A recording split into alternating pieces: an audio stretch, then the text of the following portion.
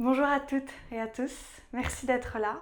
N'hésitez pas à vous abonner, à commenter, à partager. Vous connaissez maintenant pour faire vivre cette chaîne, qu'on soit le plus nombreuses et le plus nombreux à participer à ces vidéos.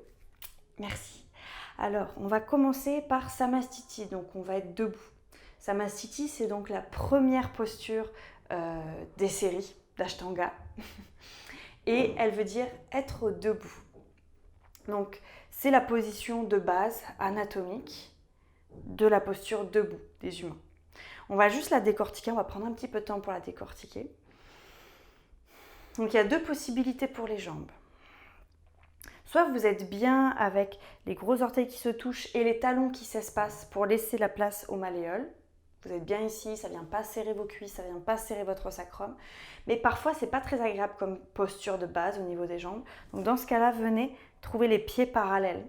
Donc pour savoir si les pieds sont parallèles, on vient prendre un point au centre des chevilles et on vient tirer une ligne avec le deuxième orteil. Et il faut que ces deux lignes soient parallèles. Okay. Et si vous gardez ces jambes ici, ouvertes à la largeur du bassin, vous allez pendant toute la salutation A les garder à cette distance. D'accord ?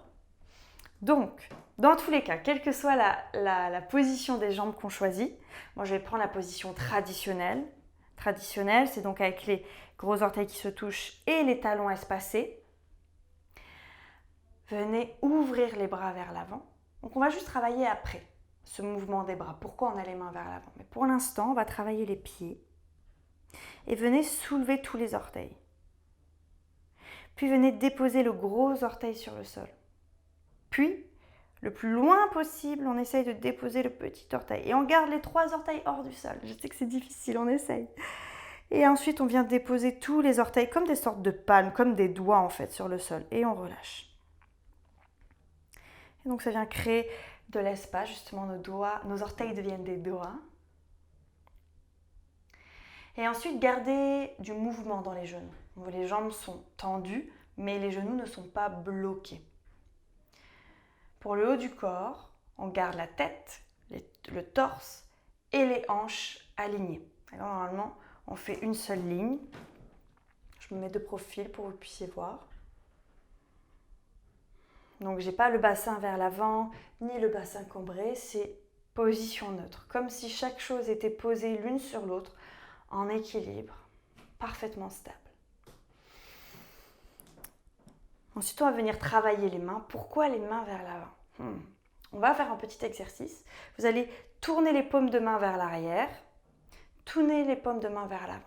Et juste essayer de ressentir la différence.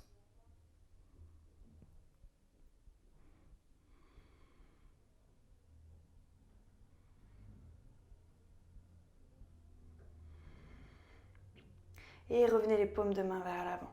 Donc, ce que vous pouvez voir normalement, c'est que quand vous tournez les paumes de main vers l'arrière, vous voyez que les épaules se mènent vers l'avant, ferment l'espace du cœur et éloignent les omoplates.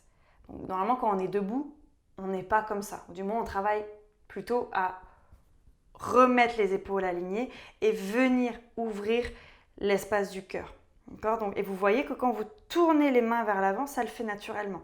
Parce que les omoplates, quand on tourne les bras, les omoplates viennent se coller à la cage thoracique. Et c'est ça la bonne place des omoplates. D'accord ?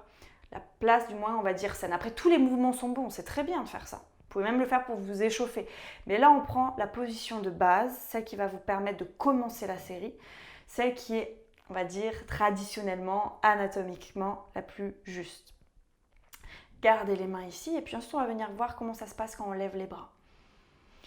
Déjà, vous pouvez activer les bandas, le périnée, Mula Bandha. Vous pouvez le ressentir en mettant les mains sur les cuisses, monter la chair des cuisses. Normalement, ça vient activer le périnée et ramener les deux os des hanches vers le bas, vers le pubis. Et ça vient activer Uddiyana Bandha, les muscles du bas du ventre. Et ça, de venir dynamiser cette zone, ça va vous permettre d'éviter de ne pas bouger le bassin jusqu'au torseau quand on va lever les bras. Parce que souvent, ce que je vois, je me mets pour que vous puissiez le voir, quand on lève les bras, je vois ça. D'accord ? Donc là, vous voyez, j'ai perdu ma position de base. Je ne suis plus du tout neutre. Donc, quand on vient dynamiser ça, ici, quand on va lever les bras, il faut qu'il n'y ait rien qui bouge. Donc, venez vraiment activer cette zone périnée, bas du ventre. Mettez les bras ouverts devant vous et on va juste lever les bras parallèles devant vous. En fait, c'est plus simple quand on lève les bras comme ça que sur les côtés. C'est pour ça qu'on va le travailler comme ça pour commencer. J'inspire, mon corps ne bouge pas, c'est juste mes bras. Et je lève les bras. Et peut-être qu'à un moment, je vais sentir que mon corps bouge. Dans ce cas-là, c'est que je suis allée trop loin. Je reviens un petit peu en avant et je vais refaire. Inspirez, levez les bras. Le corps ne bouge pas. Et levez les bras jusqu'à ce que vous puissiez encore voir les mains. N'allez pas trop vers l'arrière. Et expirez, redescendez. On va le refaire encore une fois. Et je vais vous montrer l'extrême. Et là, vous voyez, mon corps n'est plus droit, je suis partie trop loin. Donc je reviens, je retrouve mon corps aligné, droit, et j'expire. Et ensuite, si vous êtes à l'aise avec les bras qui passent par devant, mais sinon, gardez les bras par devant, c'est vraiment très bien, d'accord ? Vous pouvez ouvrir les mains vers le côté et inspirez, déployez-vous, prenez l'espace. Ici, c'est ça qui est agréable, on prend l'espace et on ramène les mains. Voilà, merci beaucoup.